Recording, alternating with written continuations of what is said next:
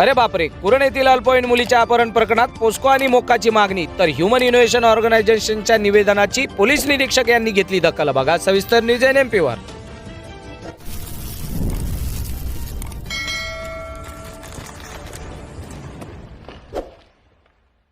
संगमनेर तालुक्यातील कुरण येथील एका अल्पवयीन मुलीला प्रेमाचे आमिष दाखवून पळवून नेल्याच्या अत्यंत गंभीर व निंदनीय प्रकरणात आरोपीवर पोक्सो कायद्यासह मोक्का अंतर्गत कठोर कारवाई करण्याची मागणी करण्यात आली होती.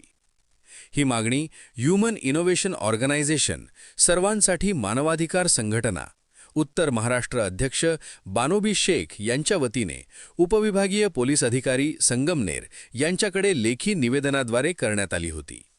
मिळालेल्या माहितीनुसार कुरण ता संगमनेर येथील अल्पवयीन मुलीला एका सराईत गुन्हेगाराने सुमारे 5 महिन्यांपासून पळवून नेले होते. या प्रकरणी यापूर्वीच पोलीस ठाण्यात तक्रार दाखल होती. शनिवार दिनांक 31 जानेवारी 2026 रोजी संगमनेर पोलिसांनी संबंधित आरोपी कलीम पठाण याला मुलीसह ताब्यात घेतले असून ही बाब निश्चितच समाधानकारक असल्याचे संघटनेने नमूद केले आहे. मात्र आरोपीचा गुन्हेगारी इतिहास अत्यंत गंभीर स्वरूपाचा असून त्याच्यावर तसेच त्याच्या भावावर यापूर्वी जबरी चोरी, घरफोडी, दरोडे, घातपात, जेलमधील कैद्यांना पळवण्यास मदत करणे, अवैध वस्तूंची हेराफेरी यांसारखे अनेक गुन्हे दाखल असल्याचा आरोप निवेदनात करण्यात आला आहे. या पार्श्वभूमीवर संघटनेने पुढील प्रमुख मागण्या केल्या होत्या.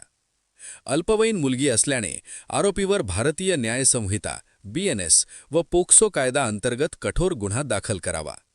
पीडित मुलीची तज्ज्ञ डॉक्टरांकडून तातडीने वैद्यकीय तपासणी करून लैंगिक शोषणाचे पुरावे आढळल्यास बलात्काराचा गुन्हा दाखल करावा.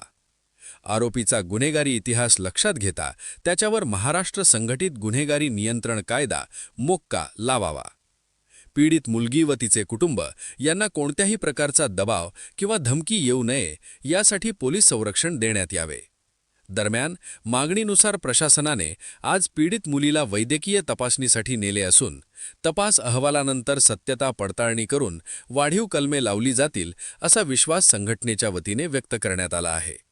अल्पवयीन मुलींच्या सुरक्षेचा प्रश्न गंभीर बनत चालला असून अशा प्रवृत्तींच्या गुन्हेगारांवर वेळेत कठोर कारवाई झाली नाही तर तीव्र आंदोलन छेडण्यात येईल असा इशाराही निवेदनात देण्यात आला आहे. या प्रकरणाकडे संपूर्ण तालुक्याचे लक्ष लागले असून आता पोलीस प्रशासनाकडून पुढील कायदेशीर कारवाईकडे सर्वांचे लक्ष आहे.